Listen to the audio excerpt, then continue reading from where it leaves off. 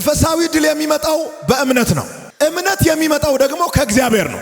እምነት ሱፐርማርኬት ውስጥ የለም። እምነት ገበያ ሄደ የምታገኘው ጉዳይ አይደለም። እምነት የሚገኘው ከራሱ ከእግዚአብሔር ነው። አንድ ሰው በክርስቶስ ኢየሱስ አምኖ እንደገና ሲወለድ በሰይጣን ላይ ቀጥተኛ ድል ያገኛል። እስኪ አንድ ሰው ከኔ ጋር እኔ አሸንፌያለሁ ይበል። ሰይጣንን አሸንፌያለሁ፣ ሲኦልን አሸንፌያለሁ፣ ሞትን አሸንፌያለሁ፣ ስልጣናትን አሸንፌያለሁ፣ ገዢዎችን አሸንፌያለሁ፣ አለቆችን አሸንፌያለሁ።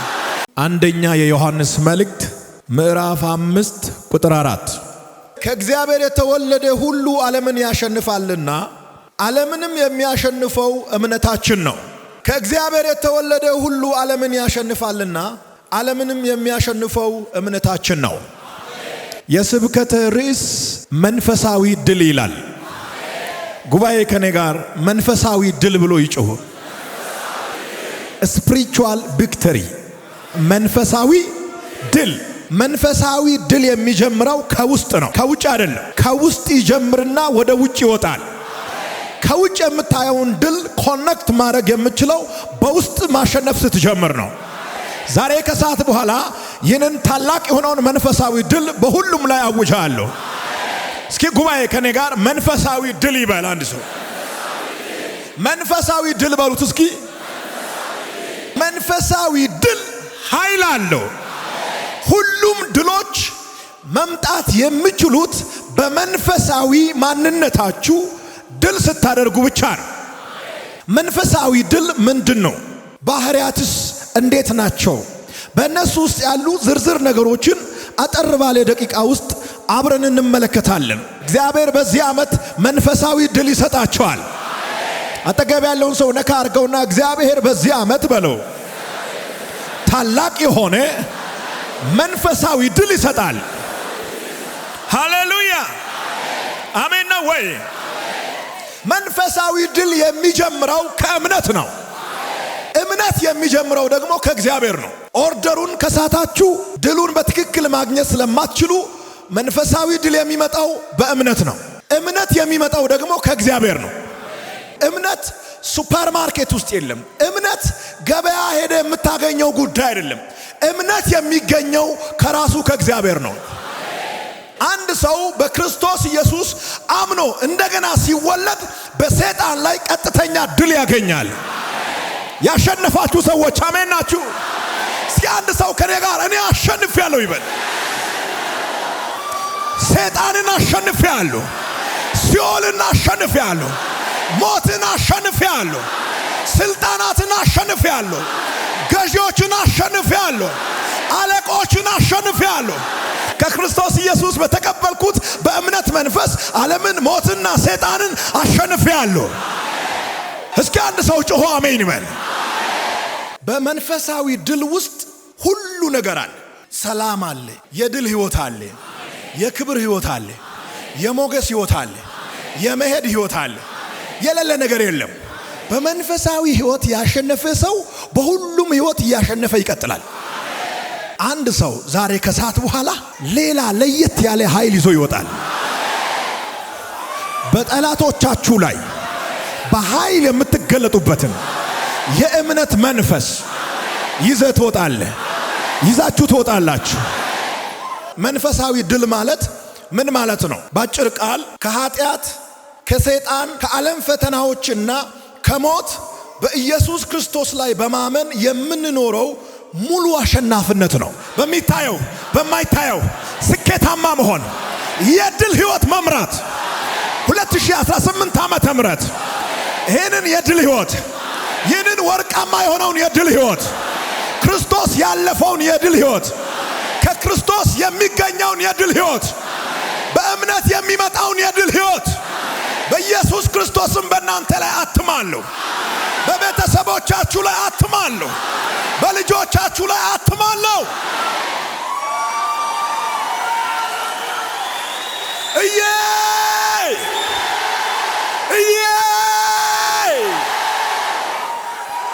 አማሼ ባሶሎ አጠገብ ያለውን ሰው ነካ አድርገውና ከዛሬ ጀምሮ በሁሉም ነገር የኔ ህይወት በድል ህይወት ይሆናል። መንፈሳዊ ድል በገንዘብ አይገኝም። መንፈሳዊ ድል በእውቀት አይገኝም። መንፈሳዊ ድል ከጥሩ ፋሚሊ ውስጥ በመወለድ አይመጣም። መንፈሳዊ ድል በስልጣንም አይመጣም። መንፈሳዊ ድል ቸርች አካባቢ 30 እና 40 ዓመት ስለቆየህ አይመጣም። ኤክስፒሪየንስ ስላለ አይመጣም። መንፈሳዊ ድል የሚመጣው ከመንፈስ ቅዱስ በኩል ከራሱ ከኢየሱስ ይመጣል። ዋናውን ስትገናኝ ዋናው ያገኛል። መንፈሳዊ ኃይል የሚመጣው ከመንፈስ ቅዱስ ብቻ ነው። በሚቀጥለው ወር በሚቀጥለው ቀን የሚገርም ድል የሚያስመዘግቡ ሰዎች አሉ አለኝ። ይታዩኛል። ፊታቸው ላይ ምልክት አያለሁ። እጃቸው ላይ ቁልፍ አያለሁ። ሲንቀሳቀሱ የክብር ሻዶ ይከተላቸዋል። ሲወጡ የክብር ደመና ይከተላቸዋል። በእምነት የሚወጡና የሚገቡ ሰዎች ከዛሬ ጀምሮ የድል መንገድ ይጀምራሉ አለኝ። ከዛሬ ጀምሮ የድል መንገድ ይጀምራሉ አለኝ። ማን? የሚያምኑት።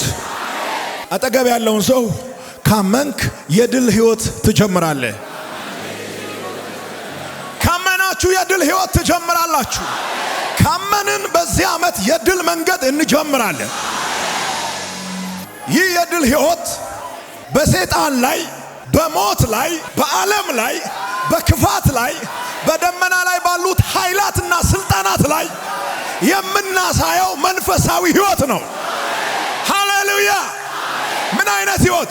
መንፈሳዊ ህይወት። ራባ ሱፓማንዶ አኒያማ ኮቫኒያስ። ሪል ክርስቲያን ከሆናችሁ እሁድ እሁድ ቸርች ገብታችሁ ብቻ ክርስቲያን ነኝ ብላችሁ አትኖሩም። ለሰይጣን የሚታይ ለኃይላት የሚታይ የድል ህይወት እያሳያችሁ ትኖራላችሁ። የሚዳሰስ ሰይጣን ነክቶ ማየት የሚችለውን በአይን የሚታይ በእጅ የሚዳሰስ የድል ህይወት እያሳያችሁ ትዞራላችሁ። የድል ህይወት እያሳያችሁ ትዞራላችሁ። የድል ህይወት እያሳያችሁ ትዞራላችሁ።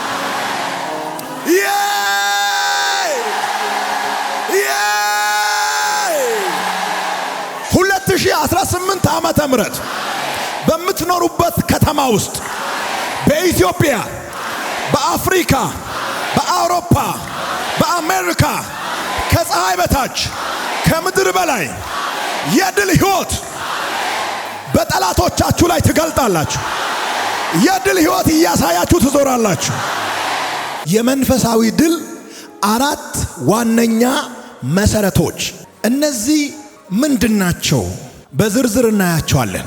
መንፈሳዊ ድል የሚለው ቃል በዋናነት ይቀመጥና በዚህ ቃል ስር ያሉ ብራንቾችን እናያለን። የመጀመሪያው የሚሆነው በኃጢአት ላይ ድል ወይም ከኃጢአት በላይ የተገኘ ድል።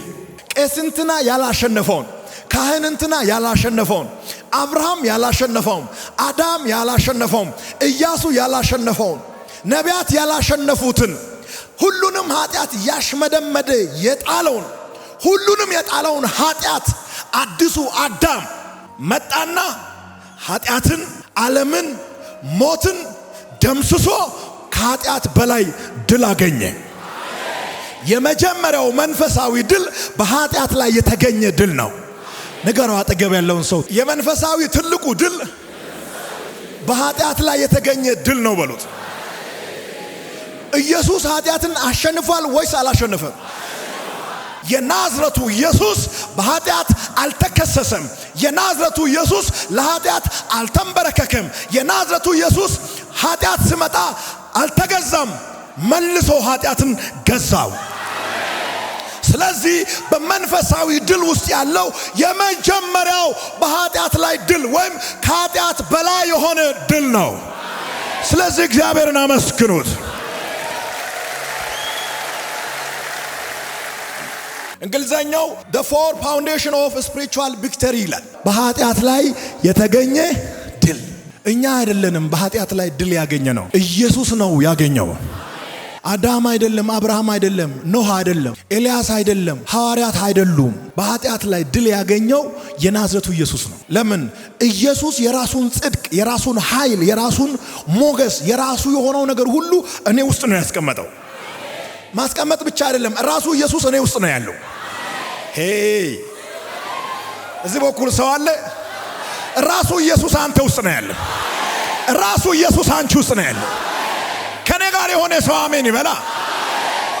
ከአራቱ መሰረቶች አንደኛው በኃጢአት ላይ ድል ወይም ከኃጢአት በላይ የሆነ ድል ነው። ይህ ማለት በሌላ ቃል ክርስቶስ ሞቶ ኃጢአት የሰው ሕይወት ላይ የነበረውን ችሎታ ሰበረ ማለት ነው።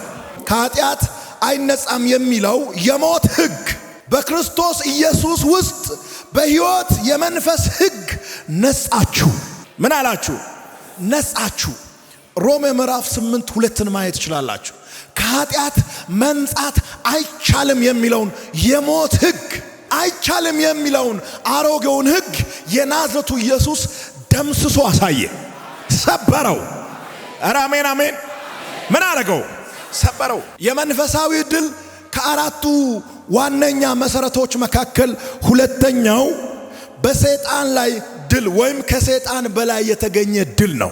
በሰይጣን ላይ ድል ወይም ከሰይጣን በላይ የተገኘ ድል በሉት። በሰይጣን ላይ ድል ወይም ከሰይጣን በላይ የተገኘ ድል ነው ሁለተኛው መሰረት። ቪክቶሪ ኦቨር ሰይጣን፣ በሰይጣን ላይ ድል ወይም ከሰይጣን በላይ የተገኘ ድል። ሰይጣን ብዙ ሰውን በሞት እየቀጣ ዋጋ እያስከፈለ አንገት እያስደፋ እያሽመደመደ እያዋረደ እንደፈለገ የሚያደርገውን ሰይጣን የናዝሬቱ ኢየሱስ በመስቀል ላይ ወጣና በአንድ ቃል በራሱ በደሙ ጠብታ በእውነተኛው ታሪክ ሰይጣንን ወደ ታች ረግጦ ከሰይጣን በላይ ድል አስገኘ። ኢየሱስ ሰይጣንን አሸንፏል። እረ ኢየሱስ ሰይጣንን አሸንፏል። ስለዚህ ከአራቱ መሰረቶች አንደኛው በኃጢአት ላይ የተገኘ ድል ነው። ሁለተኛው በሰይጣን ላይ የተገኘ ድል ነው። ክርስቶስ በመስቀል ላይ ሰይጣንን ማስተላለፊያ አድርጎ አሸነፈው። ሰይጣን የሚንቀሳቀስበትን ኃይል ሙሉ በሙሉ አጠፋው። በቆላስያስ ምዕራፍ 2 ቁጥር 15 ላይ ያለውን ቃል በስክሪን ላይ ቢመጣ ደስ ይለኛል ከተቻለ። ቆላስያስ ምዕራፍ 2 ቁጥር 15 ላይ አለቅነትንና ስልጣናትን ገፎ ድል በመንሳት በእርሱ እያዞራቸው በግልጥ አሳያቸው። ፋብሊክ ነው ያደረገው። ድብቅ የነበረውን ድል፣ ውስጥ የነበረውን ተደብቆ የነበረውን ኃይል በአደባባይ በማሳየት ክርስቶስ ኢየሱስ በአደባባይ እየዞረ ያሳያቸው።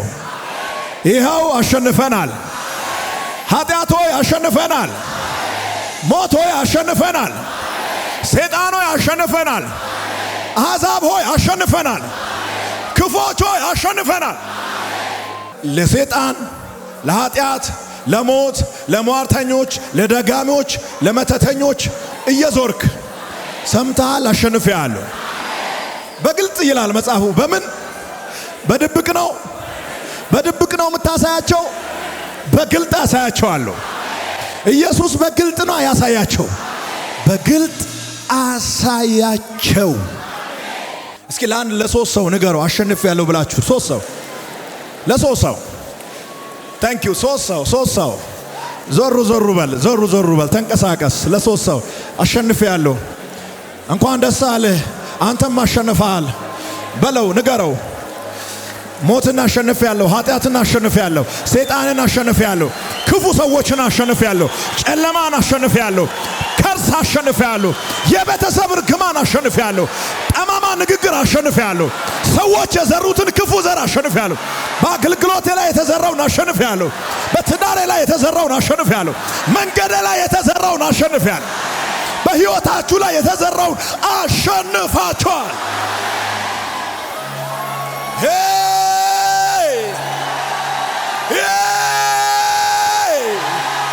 ከመንፈሳዊ ዓለም የሚመጡ ኃይላትን በተለይም ሰይጣንና ከእርሱ ጋር የተያያዙ መንፈሳዊ ኃይላትን ያጠቃልላል። ኤፌሶን ምዕራፍ 6 ቁጥር 12 ገፎ የሚለው ቃል ከማን ላይ ነው የገፈፈው? ኢየሱስ ስልጣንን፣ ኃይልን፣ ችሎታን ኢየሱስ የገፈፈው በማን ላይ ነው ሲባል ኤፌሶን ምዕራፍ 6 ከቁጥር 12 ላይ ወስዶ ያስቀምጣቸዋል። እዛ አካባቢ እንድትፈልጉ ነው የሚያደርጋችሁ። ክርስቶስ በመስቀል ላይ ድል አድርጎ ሰይጣንን ግልጽ አድርጎ አሳየ። የኢየሱስ ክርስቶስ ድል አያጠራጥረንም። ኢየሱስ አሸንፏል። 100+1 ከመቶ በላይ እናምናለን። ኢየሱስ ኃጢአትን አሸንፏል። ኢየሱስ ሞትን አሸንፏል። ኢየሱስ ሰይጣንን አሸንፏል። ከመቶ በላይ እናምናለን። ከአራቱ መሰረቶች መካከል ሶስተኛው በዓለም ፈተናዎች ላይ የተገኘ ድል ነው። ኢየሱስ በዓለም ፈተናዎች ላይ ምን አይነት ድል ነው ያገኘው? ክርስቶስ ዓለምን አሸንፏል። እኛም በእርሱ ተስፋ እንኖራለን። አሸንፏል በሚለው ተስፋ ላይ ተደግፈን እንኖራለን። ሶስተኛ ወገን አይደለም ይህንን ቃል የተናገረው፣ ራሱ ባለቤቱ የናዝሬቱ ኢየሱስ ነው የተናገረው። እኔ ዓለምን አሸንፌያለሁ። ክርስቲያኖች ሁሉ በዚህ ተስፋ ላይ ሊደገፉ ይገባል። የዮሐንስ ወንጌል ምዕራፍ 16 ቁጥር 33 በዓለም ሳላችሁ መከራ አለባችሁ፣ ነገር ግን አይዟችሁ እኔ ዓለምን አሸንፌዋለሁ። ክርስቶስ በመስቀል ላይ የኃጢአትን የሞትንና የሰይጣንን ስልጣን ሁሉ ሰበረ። ምን አረገ? ሰበረ። የት ሆኖ? በመስቀል ላይ ሆኖ ምን አረገው? እስኪ ሰበረው በሉት። ድገሙልኝ። የተሰበረ ኃይል አለው ሞት። ሞት ኃይሉ ተሰብሯል። ሰይጣን ኃይሉ ተሰብሯል። ዓለም ኃይሉ ተሰብሯል። ከዛሬ 2017 ዓመት በፊት የናዝሬቱ ኢየሱስ የሞትን ኃይል፣ የሰይጣንን ኃይል፣ የኃጢአትን ኃይል፣ የዓለምን ኃይል ምን አድርጎታል? ሰብሮታል። አጠገብ ያለውን ሰው ሪላክስ አድርግ በለው። አትጨናነቅ፣ ለቀቅ ብለ እመን በለው። ለቀቅ ብለ ሰፋ በሉ በዚህ ዓመት። ይህ ማለት ክርስቲያኖች በእርሱ ውስጥ የሚኖሩ በዓለም ከሚመጡ መከራዎች ላይ ድል አላቸው ማለት ነው። በቀላል አነጋገር ክርስቶስ እንዲህ ይላል፣ በዚህ ዓለም ችግር አለ፣ ነገር ግን በመፍራት አትኑሩ፣ እኔ አሸንፌአለሁ፣ በእኔ ውስጥ እናንተም አሸናፊዎች ናችሁ። የመንፈሳዊ ድል አራት መሰረታዊ ነገሮች አሉ። ከነሱ መካከል አራተኛውና የመጨረሻው በሞት ላይ የተገኘ ድል ነው። በትንሣኤ ክርስቶስ ሞትን አሸነፈ፣ ለሚያምኑትም የዘላለም ሕይወት ስጦታ ሆነ። መንፈሳዊ ድል በሚለው በዋናው ቃል ውስጥ ያሉ አራት መሰረታዊ ነገሮችን አይተናል። አሁን የምናየው ደግሞ መንፈሳዊ ድል ባህሪያት ምን ይመስላል? የመጀመሪያው በእምነት መኖር ነው። ባህሪው በምን? በእምነት መኖር። እስኪ ከኔ ጋር በእምነት መኖር በሉት። ከባህሪያት መካከል የመጀመሪያው በእምነት መኖር ነው። ከእግዚአብሔር የተወለደ ሁሉ ዓለምን ያሸንፋል። ዓለምን ያሸነፈች ድል እምነታችን ናት።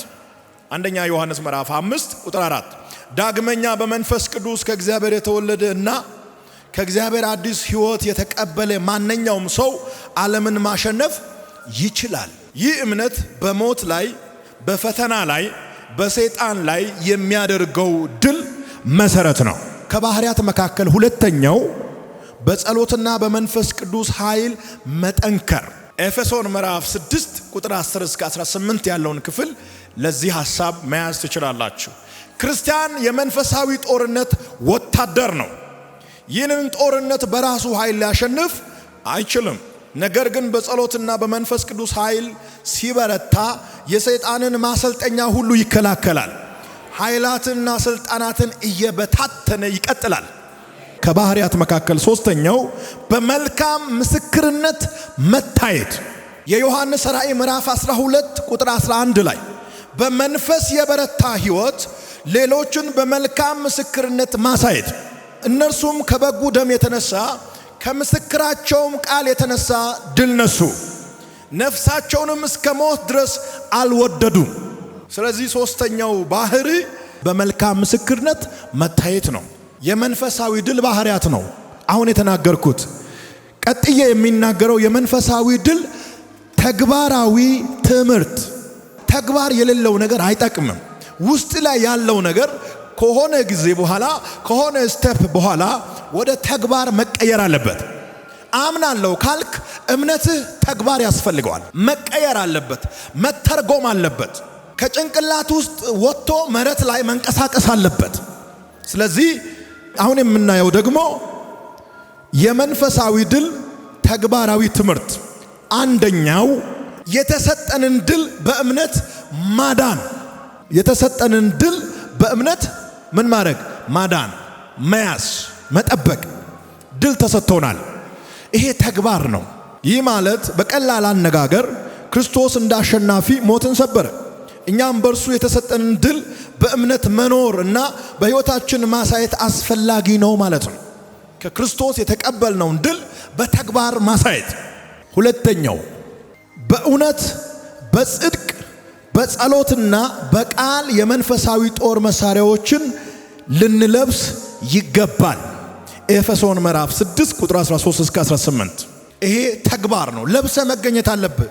አንብበሃል፣ ልበስ ተብልሃል፣ ለመልበስ ተስማምተሃል። ወደ ተግባር መቀየር፣ ለብሰ መገኘት፣ የእምነት ጋሻ መያዝ፣ የወንጌል ኮፍያ ማጥለቅ፣ የእውነት ቀበቶ መታጠቅ። ክርስቲያን በዓለም ላይ ሰይጣንን ለመቋቋም መንፈሳዊ መሳሪያዎችን መጠቀም አለብን። እውነት፣ ጽድቅ፣ እምነት፣ የእግዚአብሔር ቃልና ጸሎት ሁል ጊዜ በሕይወታችን ላይ አስፈላጊ የሆኑ ነገሮች ናቸው። ሶስተኛውና የመጨረሻው ስለ ድል አምላካችንን ማመስገንና ሌሎችንም በመምራት እንኖራለን። ተግባራችን ነው ይሄ። ሰው አንተን ስታጎረመርም ሳይሆን ስታመሰግን ነው ማየት ያለበት። ክርስቲያን ነህ አይደል? ትልቅ ነገር ተደርጎልሃል። በኃጢአት ላይ፣ በሰይጣን ላይ፣ በሞት ላይ፣ በዓለም ላይ ክርስቶስ ኢየሱስ ድል አድርጎ ያንን ድል ላንተ አስረክቧል። ስለተሰጠ ድል እያመሰገንክ ያንተ ተግባር ማመስገን ነው መሆን ያለብህ። ስታመሰግን ነው ታክሲ ውስጥ ማመስገን፣ ገበያ ውስጥ፣ ኤርፖርት ውስጥ ማመስገን፣ ስራ ቦታ ላይ ማመስገን፣ ኮምፒውተርን እየከፈትክ እያስተናገድክ ባለ ጉዳይን እያመሰገንክ በመሃል ማመስገን፣ በምስጋና ማስደንገጥ። በቃ የሚያመሰግን ሰው ራሱ ይመሰገናል። ኧረ አሜን አሜን። እግዚአብሔር አመስጋኝ የሆኑ ሰዎችን ይወዳል። አጠገብ ያለውን ሰው ከዛሬ ጀምሮ ያንተ ተግባር ማመስገን ይሁን።